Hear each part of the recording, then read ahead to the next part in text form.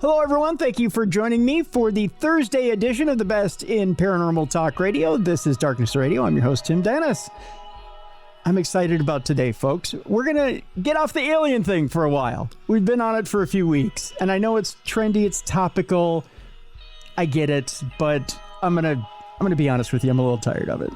I think we've seen everything we can see there for now. I want to get into a topic that I'm excited about. I love being out in the woods. I love the furry creatures out in the woods. I love everything about it. Sometimes I love the tranquility of the woods. What we're talking about today isn't so tranquil. We're going to get into Bigfoot, Sasquatch. We're going to get into some of the rougher stuff out in the woods. And we're gonna thank our friend Nancy for this guest today. Mike Familant is our guest, and he's got a great show there on YouTube that we're going to refer you to. As a matter of fact, it's in the description of our program. We've got a link there, and we've got a link to all of Mike's websites there. The name of the show is In the Shadow of the Red Eye, I believe. In the Shadow of Big Red Eye. I want to get it right. In the Shadow of Big Red Eye. There it is. There it is. And Mike himself has an interesting background as well. He's a 36-year-old EMT firefighter and graphic designer, and a full-time Bigfoot researcher now. Producer and lead investigator. I shouldn't say now. He's been there for 10 years. Producer and lead investigator from Northwest New Jersey. He first got into Bigfooting in 2011 on an expedition in North Florida, where he and a friend experienced rocks being thrown at them while sitting around a campfire. Now, since then, he's made it his personal goal to find out exactly what's roaming around the woods of America. In 2016, he became a little frustrated with the lack of true research expedition shows on TV. I don't blame him. And he created his own show, again, called In the Shadow of Big Red Eye. Again, I got that right this time. The show is currently filming its 10th season. In 2018, Mike created a docuseries called Squatchables, which we'll talk about today, which was created for people who are just getting into Bigfooting, sort of like a Bigfooting 101, which sounds wonderful because I don't think there's that many people out there telling us about how to do this thing. I think we all watched it on TV and assumed that we, much like, I won't name the series, we just put a slab of ribs up against a tree and hope they come out, right? With a passion for Bigfooting and a history in video editing, Mike decided to make the first real show about what expeditions are truly about. And I encourage you to go watch some of Mike's stuff because there's a lot of historical and great historical stuff in there as well. Ladies and gentlemen, let's welcome into the first time to Darkness Radio, Mike Familant. Hi, Mike. Hey, thank you so much for having me, Tim. I appreciate it. Well, thank you. Thank you, sir. I appreciate you being here. First of all, I do have to thank you and comment about some of the great historical stuff that's in your videos. I was watching one of your videos where you're talking all about Thomas Edison and one of the spots, I believe it was in New Jersey you were, right? Yeah. Actually, my hometown in Sparta, New Jersey is well known for Thomas Edison. So we were up there not only poking around looking for Bigfoot, but seeing some of his old mines. He had an actual old abandoned mining town up there, which is super cool. You can see the history of that. And I like to do that because it changes up it keeps people entertained and gives people some fun facts that they may have not known about beforehand. Not only that, but I had no idea that the whole charcoal briquette thing, that charcoal didn't originally come in briquettes. I'm not the smartest man in the world, but that whole process started from your neck of the woods. Yeah. Super cool, super historic, and proud to call it home. That's very cool. See, and the mines that you were in, or the area you were in, that area of the woods, I mean, looked treacherous. I mean, there were just these random holes in the earth where it just, at any time you're walking along, you could have just dropped what looked like probably 10, 15 feet, maybe more. I've noticed this in a lot of Bigfoot areas that I go to, whether it be caves, natural cave systems, or mine systems that are in the areas, but there are just dangerous areas. So especially at night when you go night hiking, I don't recommend going off-trail night hiking in some of these areas because it just is vastly dangerous and something you don't want to, you don't want to break an ankle. I've already done that one time. It's not fun, let me tell you. So we try to be safe and stay on trail at night if necessary. And there seems like there's a huge difference between when you're on trail and off trail in a lot of your videos. Not necessarily in results, but just as to the terrain. I realize that now how much editing goes into a lot of TV shows and how much, I don't want to say manipulation. That's not fair, I guess, to those shows, but there is a fair amount of manipulation, isn't there, on a television show? Yeah, unfortunately, that's kind of why I decided to make my show to start with is because, like you said in the intro, I was kind of tired of all the shows on TV and the way they didn't portray the way Bigfooting was truly about. They would do a tree knock and get a tree knock back, but they would play music over it, or they would get a vocalization and they'd play music over it. And it's like, what are you doing? That's not it. You know what I mean? So I don't put any music in my videos. The editing's kind of rough because I'm not a professional video editor. But what's important to note is I do everything in-house. So I don't send it anywhere out to get it edited or anything. From the pre-filming process all the way up to post editing is all done by me. So that means I'm positive that what I put out is true and real, and the fans seem to enjoy that aspect of the show. Okay, so I have to ask you this, Mike. As I'm watching your videos, and I forgive me, I forgot what the gentleman's last name is. John Michael Pacino. There you go. Yeah, good friend of mine. Good guy. As you two are out and you go off trail and forgive me, I forget the name of the area where you're at. You tell him you hear a wood knock, and you tell him you hear one wood knock, and he goes to do a wood knock, and you tell him no, send two because there's two of us here. Now, Mike, I've been doing the show for 20 years. In all that time and all the different Bigfoot experts we've had on, I have never in my life had any of these experts tell me when you would knock back, send back a certain amount because that's the amount of people that are standing here. Normally, it's the amount of when you initially hear a knock, you're going to hear two knock. Like if you have two people in your group, you're going to hear two tree knocks. That was very unusual that we heard that one tree knock. It was just a one-off weird tree knock. I would have put all my money on that. We would have got two tree knocks during that expedition. But yeah, the fact that it was only one, maybe the Bigfoot didn't realize there were two people there. Okay. Because it's not my theory. It's one of my buddy's theories. But the number of knocks you hear when you go into the woods represents the number of people that are in your group, and I think that's like a warning sign to other Bigfoot that are in the area. Oh. Hey, let's get out of the area because there's other people that are coming in, and there's two of these people. So let's be on the lookout for two people, and let's get out of the area, type of thing. So when you send your two wood knocks back, are you aping or mimicking them? Essentially is what you're doing? Correct. Yep. In order to try to bring them in so we can get a visual encounter of them. So we're trying to pretend that we're a Bigfoot, and if whatever knocked at us was not in our visual, range, if they hear two tree knocks and they think that's a Bigfoot that way, they're going to probably meet up together if they want to get out of the area. Gotcha. I'm thinking. So They're going to try to come in, and instead of finding another Bigfoot, they're going to see us with our cameras, and I'm going to have the $1 million piece of equipment that I can retire on, or the film that I can retire on. Gotcha. Okay. So that makes complete sense. Okay. Yeah. So I was trying to figure out why you were sending two back. I didn't know if that was acknowledgement that, okay, yes, there's two here, or if it was, hey, there's, we're another set of Bigfoot. And yes, there are two people over here, not one. We're on your side. So, right. That's what I was kind of hoping for. Yeah. Okay. That was my initial thought process on that one. Gotcha. Okay. Yeah. Okay. Now it makes more sense. Because I was like, oh, yeah, that's smart. Okay. So yeah, gotcha. Okay. Because and it's a smart theory. It's a very smart theory. I'm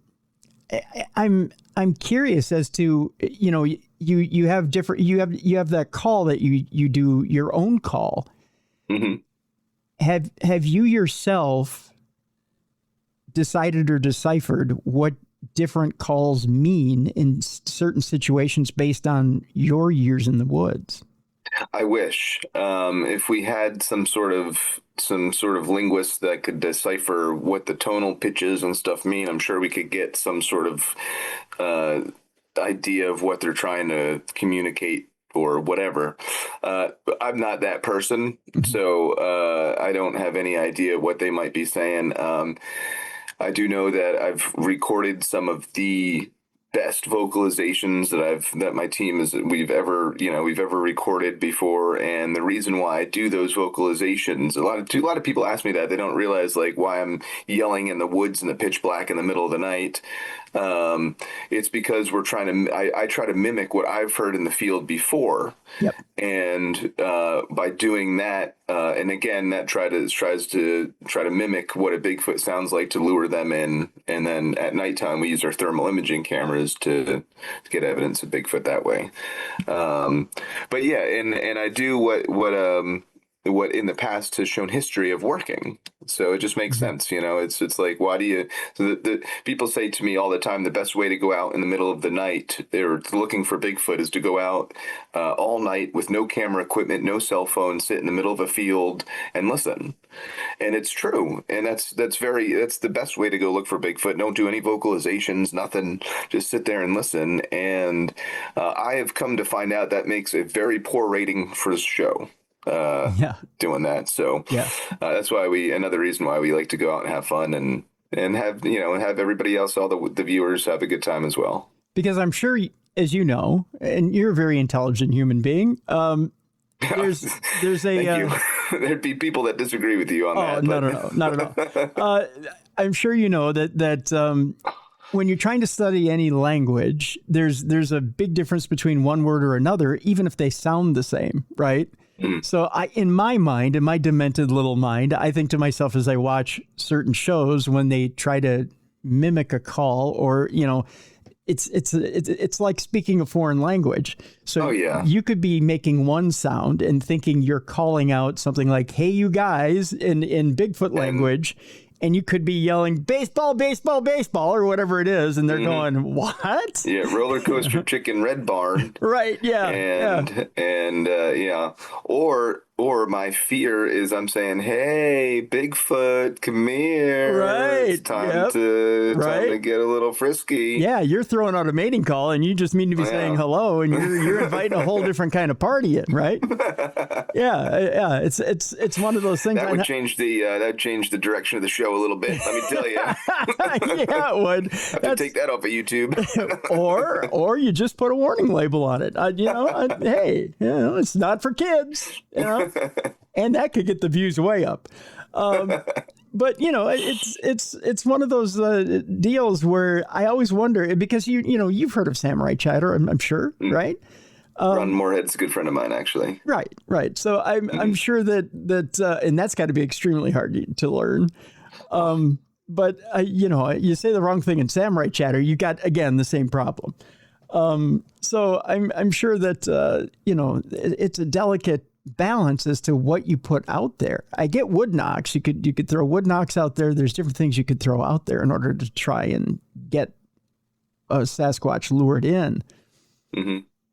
But it's a delicate balance, I would think, in order to try and lure one in. Don't you think? Yeah, well, the way I like to run expeditions, specifically myself, not everybody's like me, but if I'm there for like 3 or 4 nights, the first couple nights, we're just going to go very light and do maybe nothing, no tree knocks, no vocalizations whatsoever, especially if we're going to be researching the same exact area for the same nights. And then the third night, we'll do some soft whoops and some tree knocks and stuff like that. But then by the last night, if we still don't have any activity and we're going to be leaving the next day, it's a all, balls to the walls party. Let's see what we can do to try to lure in this Bigfoot. And that means howls, tree knocks, vocalization, whistles. I've used fireworks, smoke bombs. Anything you can imagine to try to lure in an intelligent creature we've tried to use before. One of my favorite techniques actually is taking, I used to have some old CDs, remember those things? Yeah. Oh yeah. And I used to hang them from trees. I used to take about 10 CDs and hang them from fishing line from a tree.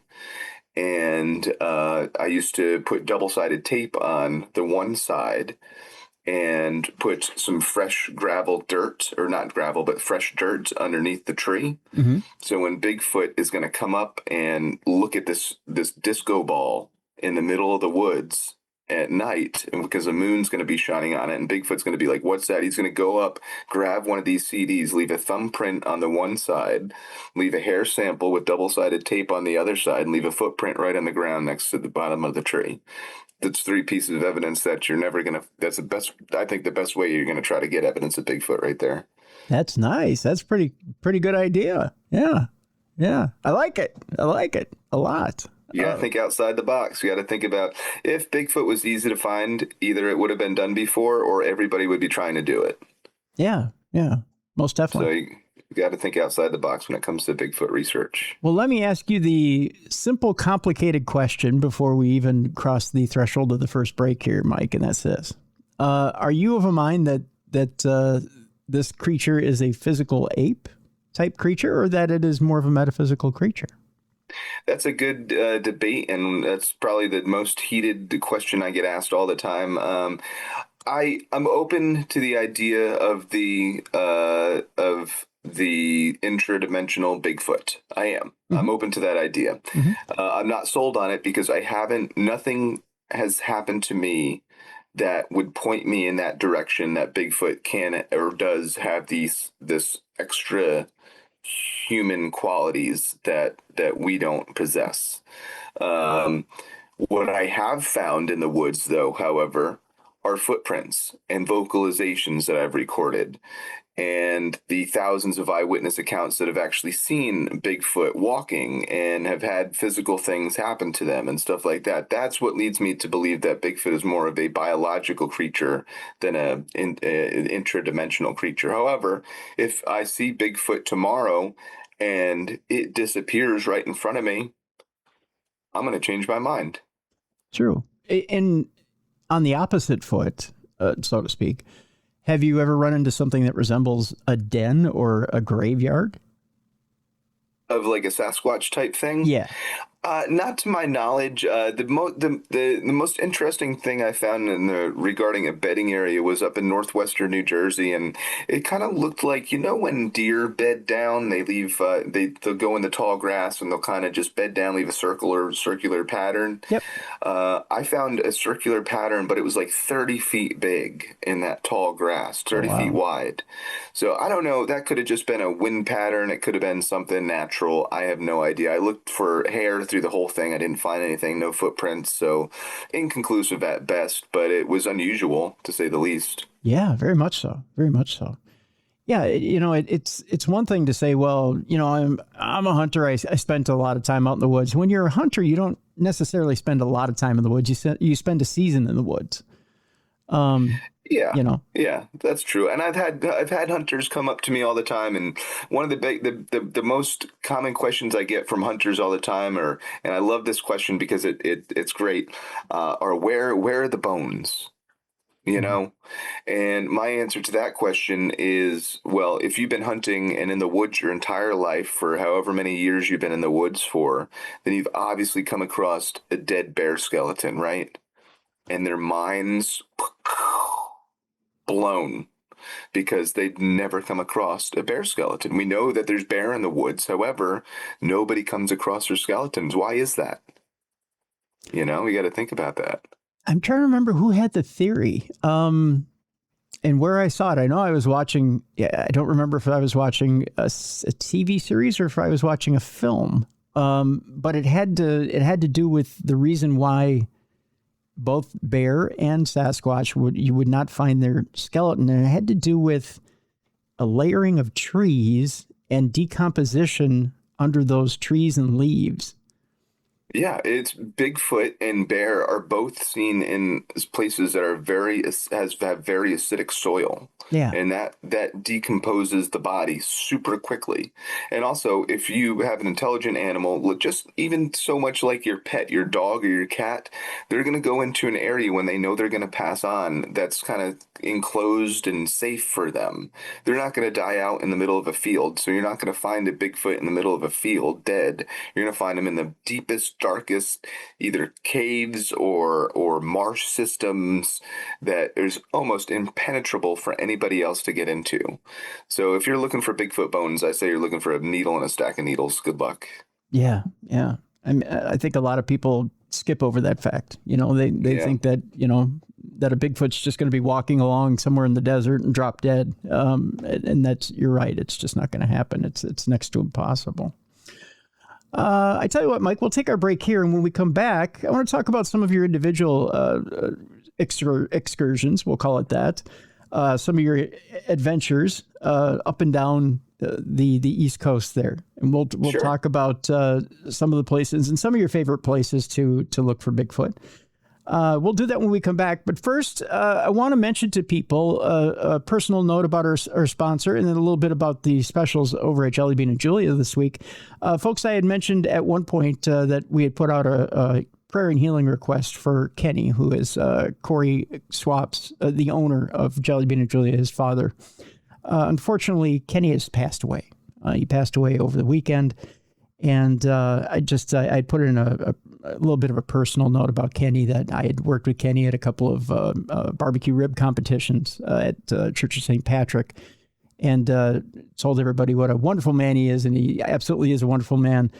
Unfortunately, I want to send a note of condolence to the Swap family and just say that we're so sorry that Kenny has passed away. And again, rest in peace, Kenny, and can't wait to see you on the other side, Kenny. He's such a wonderful, wonderful gentleman, raised a wonderful son in Corey.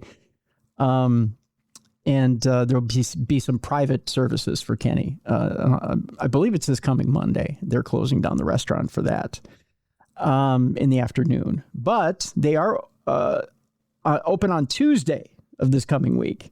And again, Tuesday through Thursday, the specials over at Jelly Bean and Julia, happy hour, 25% off all appetizers, including the appetizer sampler, half price single pour well drinks, half price Mick Golden Lights and Coors Light taps, half price domestic cans and bottles. And on Friday, of course, the smoked prime rib dinner every Friday night. I've been telling you about it now for weeks. You got to go try it, folks. This smoked prime rib, 14 and 16 ounce smoked prime rib, is smoked for 14 hours in that walk-in smoker that Corey has over there at Jelly Bean and Julia's. It is exquisite. You get it done right to the exact temperature you want it. You've got the Boston baked potato with it. You've got the Texas toast, and you have that tequila berry salad, that classic tequila berry salad with the sweet and tangy dressing, the bacon bits, the croutons, and much more. It's all nominally priced. It's perfect. It's one of the top 5 meals you'll have of a lifetime. You got to try it, folks. And again, they start serving it at 4:30, so you got to get there early, because it'll be gone before you know it. They serve it till it's gone. They only have a certain amount of prime rib over there. So again, get over there by 4:30 on Friday night to get that. Sunday is breakfast over at Jelly Bean and Julia. They only serve breakfast on Sundays. They've got the chicken and waffles over there, and they've got brisket in the hash and much, much more. Again, head over there this week sometime and give Corey your condolences. I'm sure he'll appreciate it. Jelly Bean and Julia's. Again, when you're there, you're like family. jellybeanandjulias.com. Check it out. The link is in the description of this program.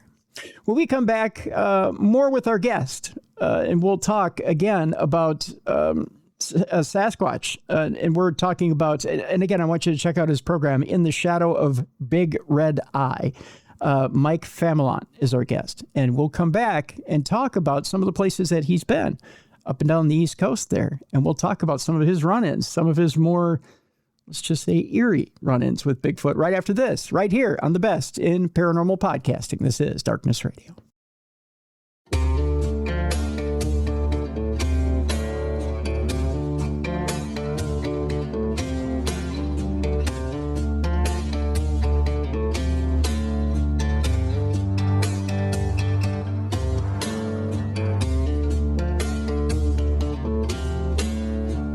Welcome back to the best in paranormal podcasting. This is Darkness Radio. I'm your host, Tim Dennis.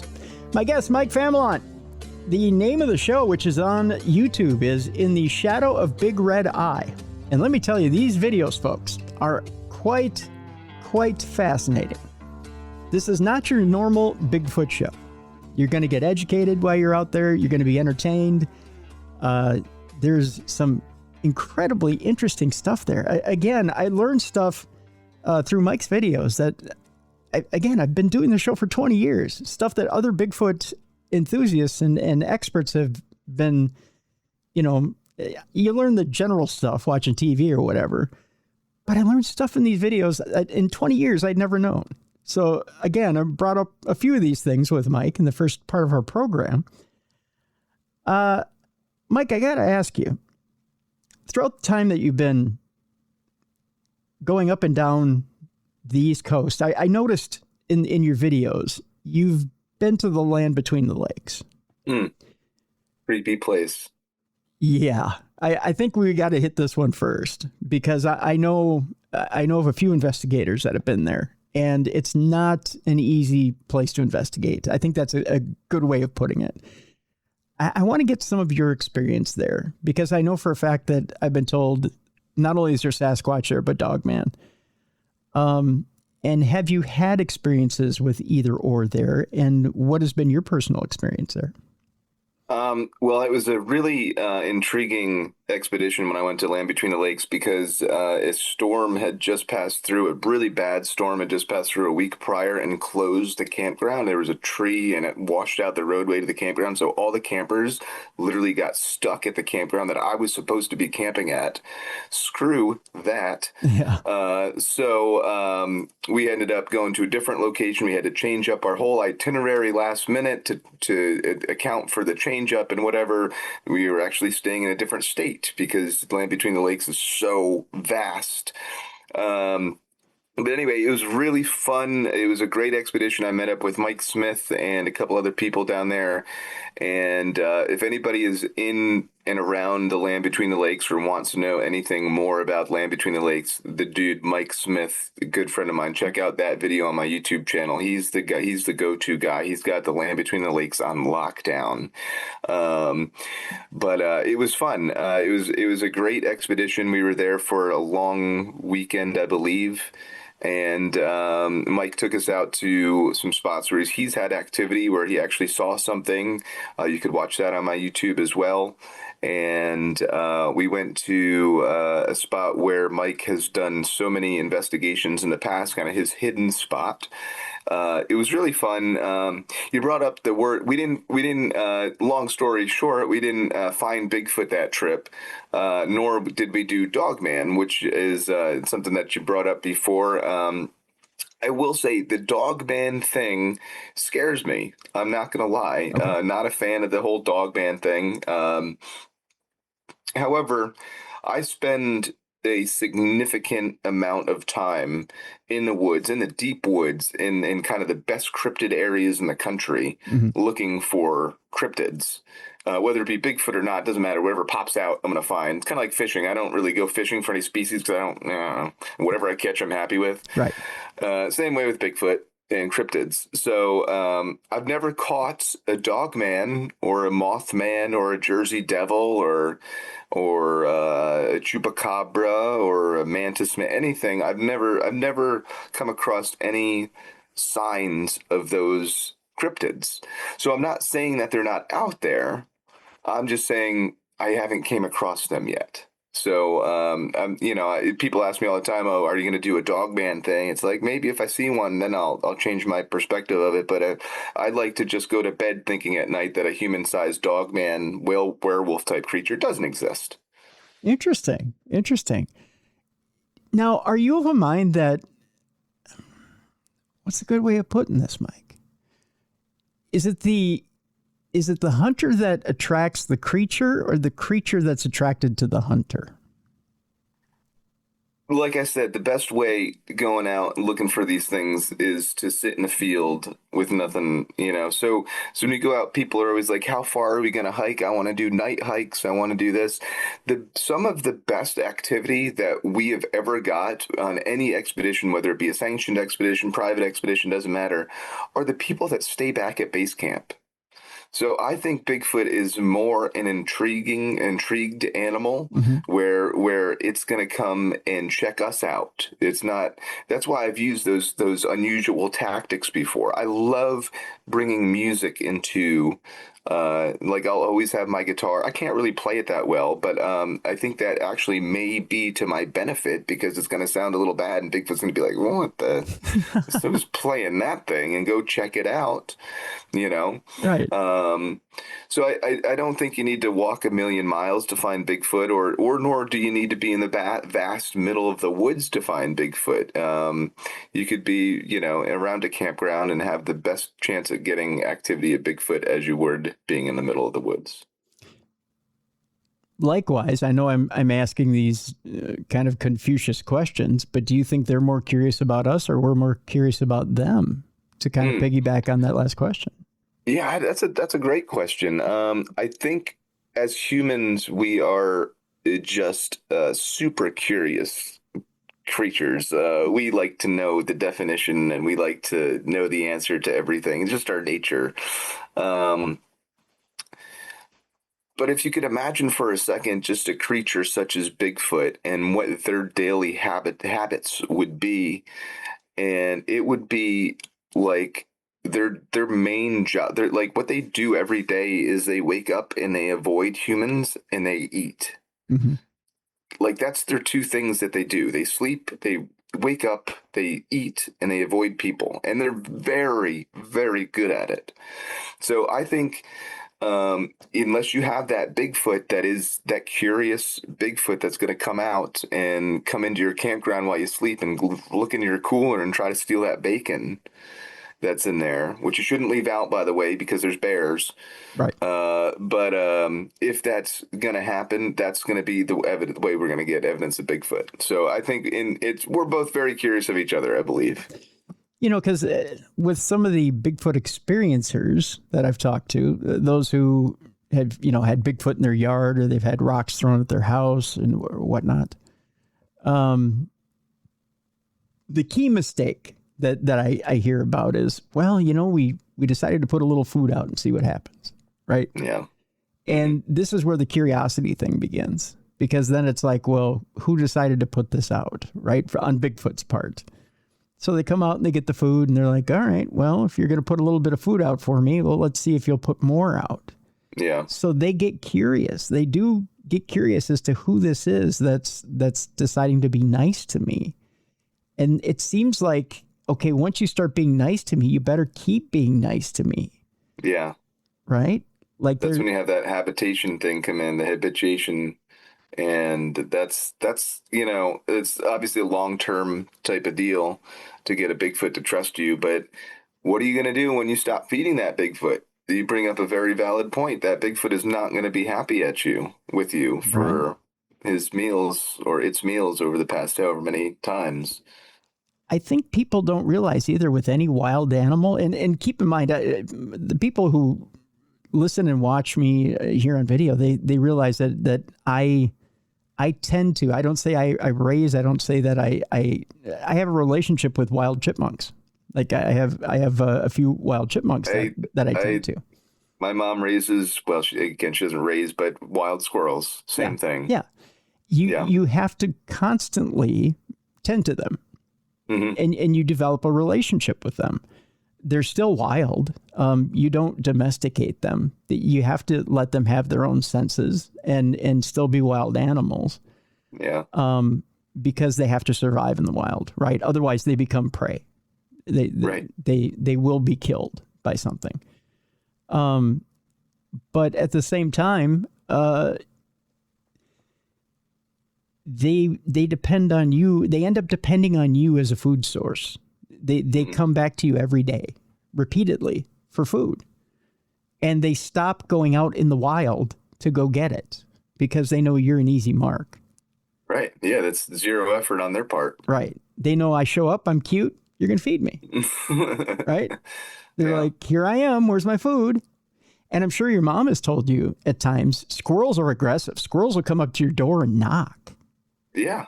Oh, yeah. Yeah. Yeah, this one has a missing ear and a rough attitude. Yeah. Squirrels are really aggressive. We have one squirrel. I nicknamed him Arnold because he looks like Arnold Schwarzenegger. He's probably 3 times the size of a regular squirrel. He used to come to our door and knock because he used to bowl over everybody else. I think Arnold is passed now, but he used to sit on top of our birdhouse and he used to sploot, and he would cover the entire roof of the birdhouse. And it's a big birdhouse, Mike.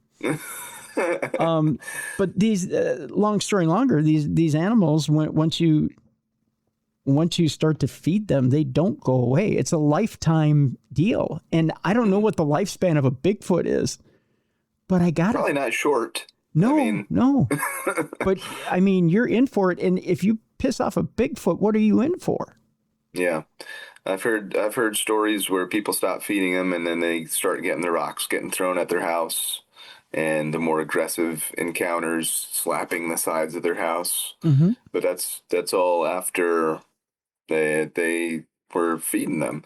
I'll leave out bait, but that's a bait and rhetorical feeding something is different. I think it's baiting is you just go into an area, where feeding is just you're in a certain area all the time. So it's a different kind of thing. But also, if you are a Bigfoot researcher or want to be a Bigfoot researcher and you want to use bait as a method of researching, make sure you check the local laws before you start baiting where it comes to. I know in New Jersey, it's illegal to bait animals, so you would go to jail. Really? So you don't want to do that. Yeah. Yeah. Huh. Let's talk about baiting for a second, because, we see what some of us may think are kind of hilarious examples on TV. I don't know, nailing a rack of ribs to a tree. That's kind of fun.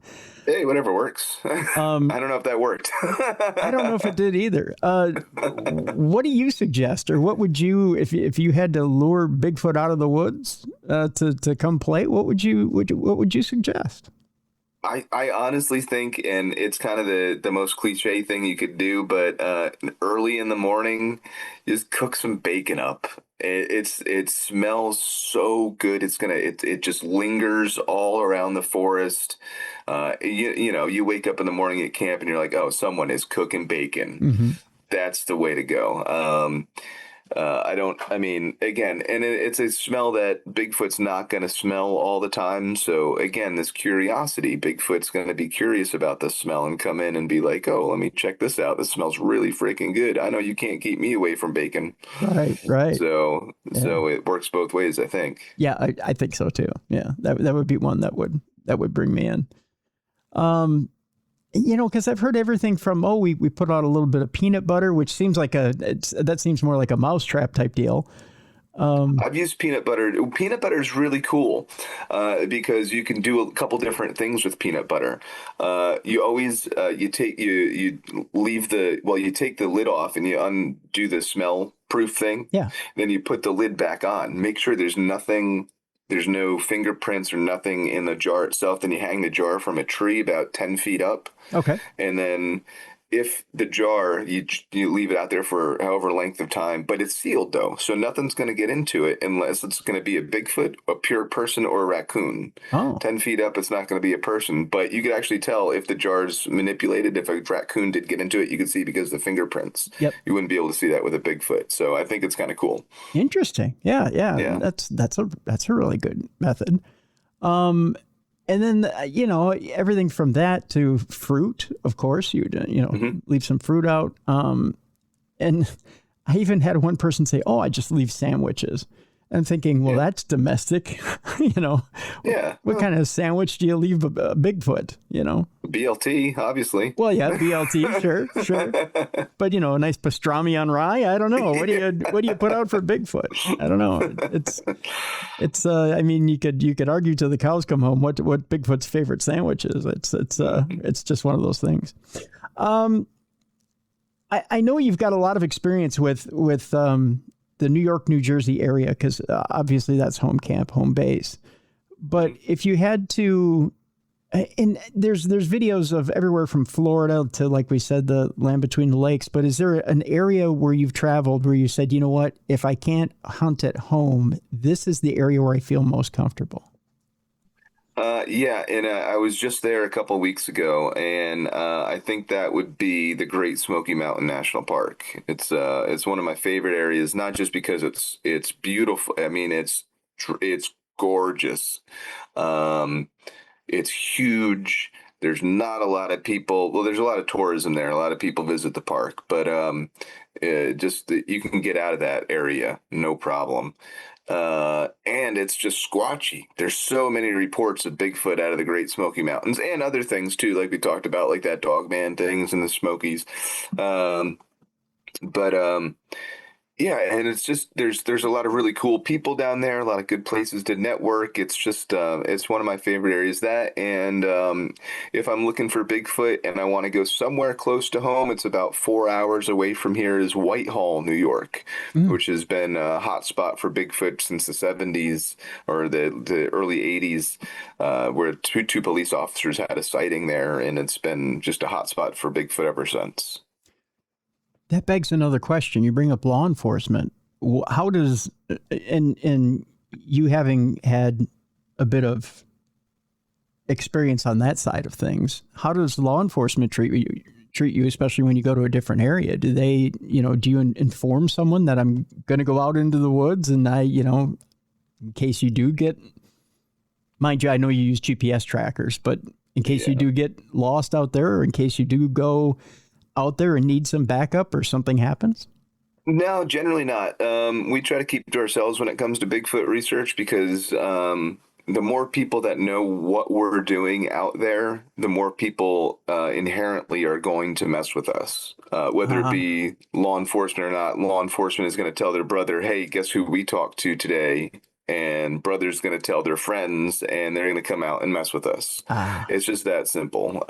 So I used to drive a Subaru Outback that had Bigfoot research all like decked out on it, all like graphics and reflective lettering and all that good stuff. And since that's died, I've not done that again, because I do want to keep the low profile kind of vibe now. It's kind of nice not getting questioned wherever you go. I get what you're saying. Yeah. Important to note, though, when you do get, we call it an inspection at camp. When like we just had this, we were up in the Finger Lakes, New York. We were doing an expedition up there not too long ago, and we had two conservation police officers come in and check us out, and it was cool. We're not doing anything wrong, it's no big deal. But when, it's important to know when they ask what you're doing, don't lie to them and don't say, hey, we're you doing something else that we're covering up looking for Bigfoot. You just say, hey, we're looking for Bigfoot.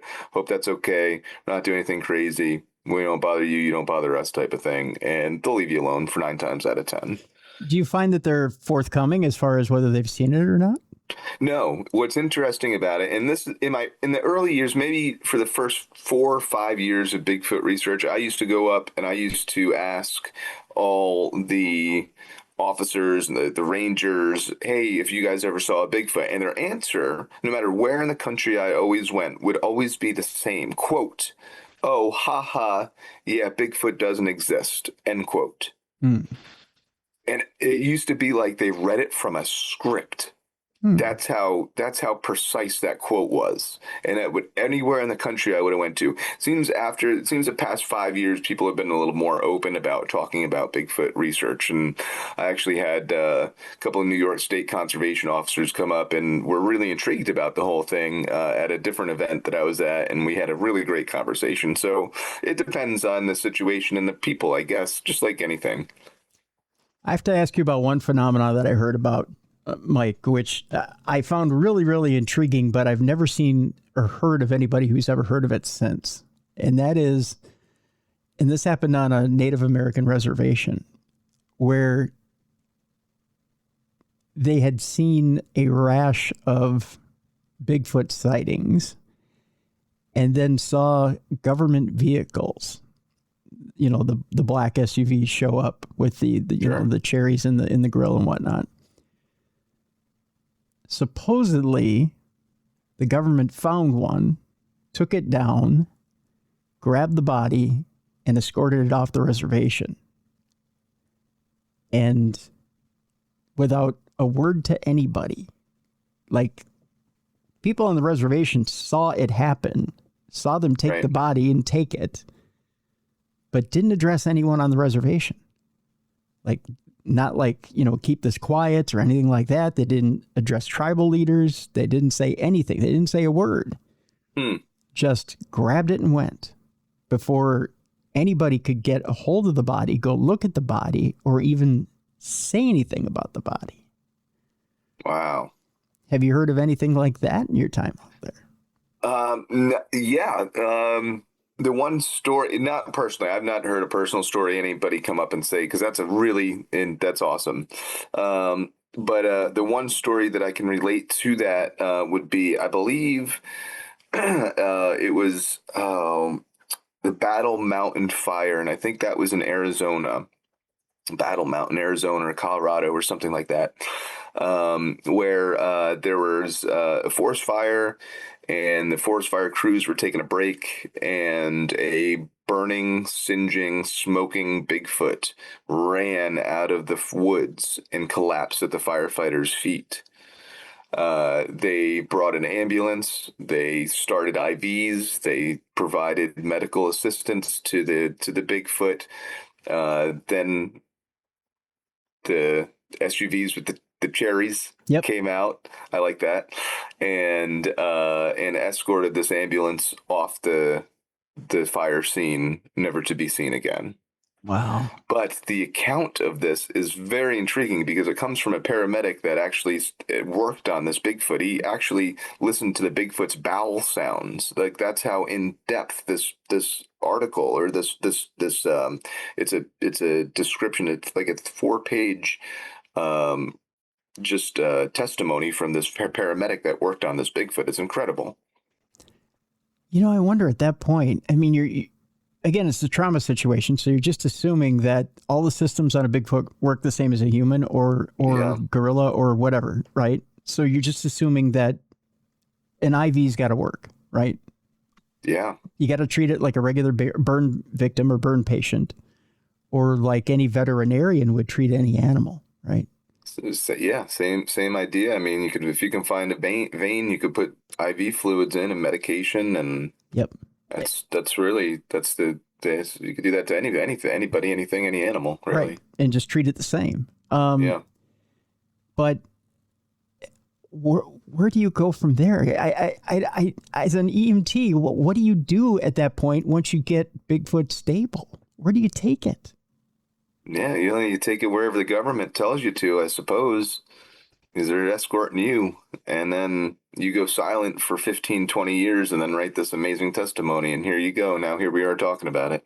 But what if, what if, Mike, what if the government didn't show? Yeah. Yeah. What would I have done in that situation? Because, being a past firefighter EMT, I could have very easily found myself in that situation. And I don't know what I would do, what my first step would be to even care for that. I mean, obviously instinct would take over, but where do you take them? Like, do you bring them to the hospital? Do you bring them? Yeah, that's a great question. To a vet clinic? Question.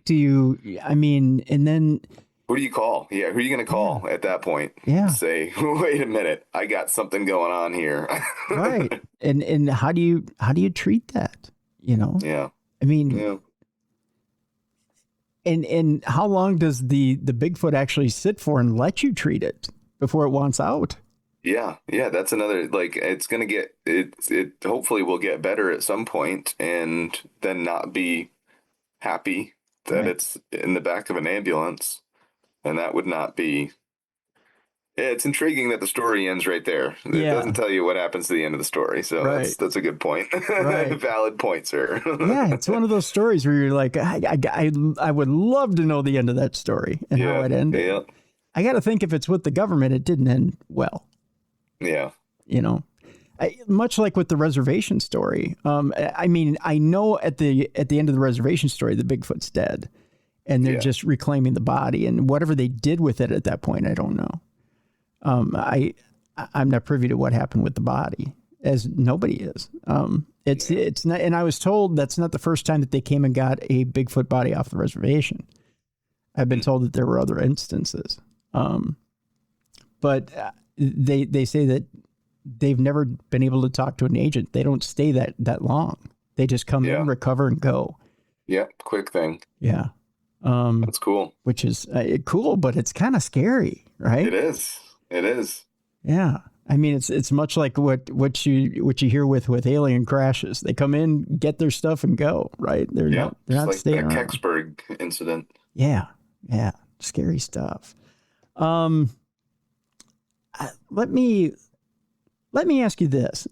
There's variants of the supposed Bigfoot Sasquatch. You have a skunk ape. Have you ever encountered a skunk ape or thought you'd run across something that's like a skunk ape?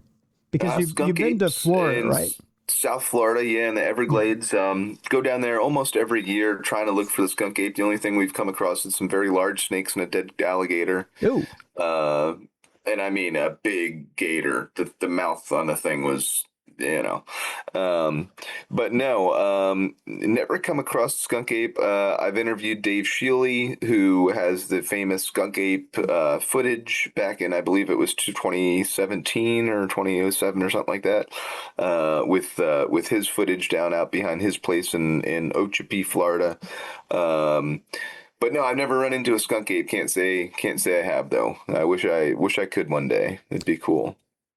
With now you're an angler. You state that in your one of your videos. So when you go to a place like Florida, South Florida, and you run into something like an alligator, is that an exciting moment for you, or is that an oh shit moment where you got to get out of there? Depends on if I'm close to it or not. I used to, for those of you that have been following my journey, know that I used to live in Florida, and I lived there for a couple of years, about 5 years. And those of you that know me also know that I cannot swim. I'm petrified of water. So there you are. You have me in this pond at my buddy's house, and he's trying to teach me how to swim, and there's gators just circling me. I'm like, I don't think this is a good idea. No. So I haven't been in the water since then. At least I've not purposefully. Would you ever go back after that incident? No. I wouldn't either. I'm good. I'm a land mammal. I'm fine with that. Wow. Why on God's green earth would he take you to that scenario to teach you to swim? Yeah, well, it was at his house, so I guess he wasn't scared of him. I sense there's been a lot of trauma in your life, Mike. You have no idea, Tim. No idea. Dear God. So with that note, I think that's a good note for us to figure out where you're going to be around the country here, so we can promote that. Okay. As our time is starting to wrap up here.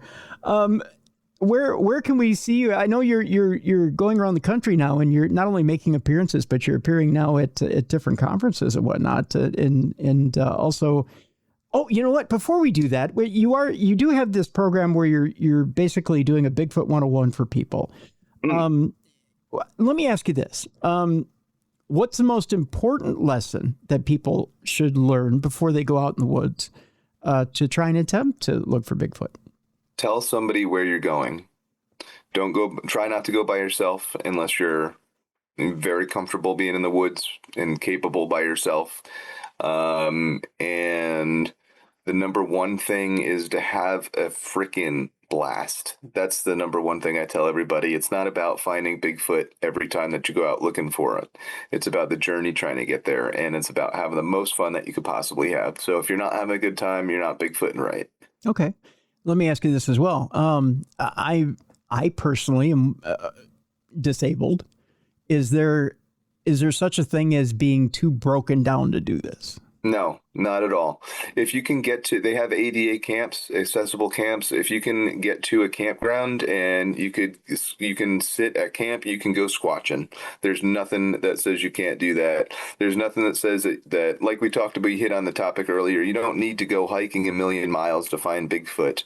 A lot of the trails nowadays have boardwalks, which are ADA accessible. You can definitely, ride on one of them or go down one of them. But it's not, And it's about being part of the team. Even if you can't physically get out in the woods and do 1,000,000 miles a day, there's still a lot of things that the team needs to be able to support their research. And I'll leave it at that. There's a lot of stuff. Okay, great. Okay, so you are going to different places. You're making appearances at different conferences, and along with not only doing the shows and bringing people to different locations and showing them the different locations. Where are you going to be where people can meet you? Oh, man. So for the most updated appearance list, go to my website at shadowofredeye.com. That's scroll down a little bit. But if you don't want to do that, the next couple appearances, the big large scale appearances I have coming up June 12th through the 14th. I'm going to be in Forest County, Pennsylvania. Hopefully this episode's out by then. Yes, it'll be out. It comes out on the 3rd. No, I'm sorry. Okay. I'm on the 4th. It comes out on the 4th. Perfect. Yep. So Forest County Bigfoot Festival in Forest County, Pennsylvania, in the Allegheny National Forest. I just happen to be the MC of it. It's one of the largest festivals in the country. You don't want to miss it. If you're in the eastern half of the United States, it's worth coming out to see. I know there's no lodging. Everything has been already booked solid for months and months and months. So if you can find something, do it. If you can only come out for the day, do it. It's worth it. Then I'm going straight to Michigan. I'm making a full Michigan loop from the lower peninsula all the way to the upper peninsula, all around. I have 10 library appearances over 10 days, which is going to kill me. Oh, no. And then that's just June. And then comes back for July. I'm going to be in Maine for my birthday. Then in Kecksburg for the Kecksburg UFO Festival, which I know you were talking about aliens before. Yep. And I'm excited because I'm speaking at that one too. And then we have the New Jersey State Fair. It's just going to be a crazy, crazy year. If Michigan doesn't kill me, I think I'll be okay. Well, you got to be. You got to celebrate your birthday, right? Well, yeah, that's why they make Red Bull. That's right. That's right. That's why they make Red Bull. One final one, and you mentioned aliens before we go. Do you believe that there is that connection between aliens and Bigfoot? I don't tell many people this, but I did have a UFO experience once when I was out in the woods. It was me and a group of 5 people. And we all had our voice recorders going. We were along this gas line in northwestern New Jersey, which is just phenomenal looking for Bigfoot. And I let this barred owl call go, whoa, whoa, whoa. And we get back the best Bigfoot vocalization that I've ever heard and our team has ever captured. It's all on the YouTube channel. So if you want to search it, it's called Best Sasquatch Vocalization. However, 15 minutes before that, we were still sitting along the gas line just talking, and we saw a UFO. Really? And it was zigzagging. It was a red light, and it was zigzagging, doing like a W or an M just across the gas line. It wasn't an orb. It was too high to be an orb. It wasn't a plane because it was doing some funky movements. And silent, no audio to it, and then 15 minutes later we got that Bigfoot vocalization. Now, a lot of people will say that's proof that they're related. You know what I mean? But for me, I think that was it's 15 minutes is too long for me. I think we saw 2 different phenomena that night. I don't think Bigfoot and UFOs are related. However, I don't know if you're familiar with Stan Gordon. Yep. He's I'm going to be speaking with him at Kecksburg, so I can't wait to see him again. He's a good friend of mine, but he is fully into the UFO Bigfoot theory, which is awesome. Yeah, I think it's cool. We had Eric Altman and Stan on the show about a year ago now. So that's great. They're both awesome people. Yeah, they are. And we talked extensively with Stan about that connection, and boy, we had Ronnie on talking about it as well too. Awesome! Yeah, so we've gone extensively over that connection. I was just curious if you had believed in that connection as well, and you're right, because every time that you've had any type of contact, for lack of a better term, with a Bigfoot, you haven't seen lights in the sky. So to me, you haven't established that connection, but you did have some sort of kismet. I don't know what you want to call it. That particular day where, 15 minutes between, you had some sort of experience with both, which is really, really fascinating. Yeah. Yeah. Yeah. That's that. Wow. I'm jealous of you, my friend, because you've had the experience with Bigfoot and Sasquatch. I have not. And it's something I really would like to. I mean, I spent a lot of my younger years out in the woods with deer hunting and deer hunting season and whatnot. I unfortunately, because of broken neck and back and charcoal foot, I have not been back out to try it. But I'd like to someday. So. Well, I appreciate you checking out my shows and kind of living vicariously through my shows. That's one of the reasons why I love to put out a weekly episode, is because people in the early years of my show, I should say, someone messaged me and said, because of a newfound injury, I'm unable to get out in the woods and explore looking for Bigfoot, but I live vicariously through your show. And I'm like, oh my God, that's the nicest thing. That's the coolest thing. So that's why we've been doing it for 10 years now, and why I don't see myself slowing down at any point in the near future. Yeah, it helps so much when you don't have the mobility you used to have, to be able to access a screen and get out there and still almost be able to feel the wind, against your face, and be able to get out there and still enjoy the outdoors. So again, Mike, thank you so much for doing what you do. It really does. It helps the rest of us to be able to live vicariously if we can't do it ourselves. So it's greatly appreciated. Folks, I encourage you to go check out Mike's show. And again, it's so informative. It's entertaining. It's one of those shows that you're going to want to catch. It's called In the Shadow of Big Red Eye. And we have a link in the description of this program, so you can go check it out. Go see Mike around the country. If he's in your area of the country, go check him out. Again, go meet him, go say hi, and go tell him you saw him or heard him on Darkness Radio. We greatly appreciate it. Mike Familant, I want to thank you so much for being with us today. Hey, and thanks for having me on, Tim. I really appreciate it. I had a great time. I can't believe it's been an hour already. Yeah. And we'll have to do this again sometime very soon. Most definitely. We definitely will. Folks, that does it for today. It's the end of our week. A couple of reminders for you before we let you go today. One, the Darkness Radio Apple app is updated and available for you. Be sure to go update that right now in the Apple Store. Two, support the show. Go to darknessradioshow.com. Make sure you get either your True Crime Tuesday or your Darkness Radio swag there. And three, we're up on the weekend now, and it's wonderful weather, especially here in Minnesota. And when you've got beautiful weather and spring weather at that, you've got both disabled and elderly people who need your help, whether it be inside cleaning house or outside doing yard work. Make sure you put a little time aside in your weekend and ask those people, either in your family or your community, who are disabled or elderly, if they need a little help around the house or around the yard.